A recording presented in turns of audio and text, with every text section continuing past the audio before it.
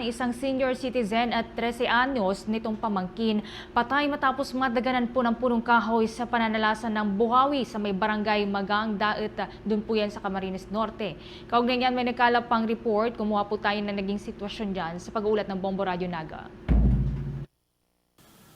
Labis ang pagdadalamhati ng pamilyang naiwan ng biktimang nasawi matapos ang pananalasa ng buhawi sa barangay Magang Daet, Camarines Norte.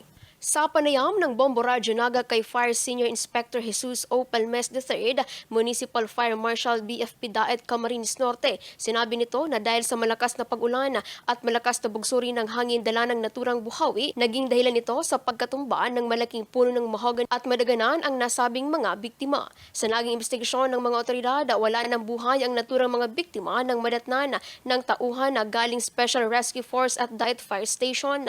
Matapos ma-assist ang pinangyarihan ng insidente at pag-secure, naligtas na sa mga responders ang area, saka na naisagawa ang retrieval operation para sa mga biktima sa pamamagitan ng pagputol sa punong kahoy. Samantala, labis naman ang pinsalang iniwan ng nasabing buhawi. Hindi lamang maraming kahoy na nagtumbahan, pati na rin ang mga lumaylay na mga linya ng kuryente sa lugar.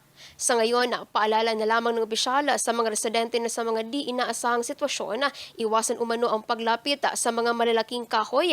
Mas mainam aniya na manatili na lamang sa loob ng mga bahay upang masigurong ligtas ang mga sarili at mahala sa buhay. Dahil nga po sa malakas na pag-ulan at malakas na bugso ng hangin is may natumba po na puno ng mahogani at meron nga raw pong dalawang nadaganan. So nag-deploy po tayo agad ng ating mga personnel from Special Rescue Force. Kasama rin po yung personnel natin dito sa Daet Fire Station. Pagdating doon is yun po yung naabutan nila na may dalawa nga pong victim na daganan po ng malaking puno po ng mahogani. In-assess po nila yung victim is unresponsive na po parehas yung dalawa po.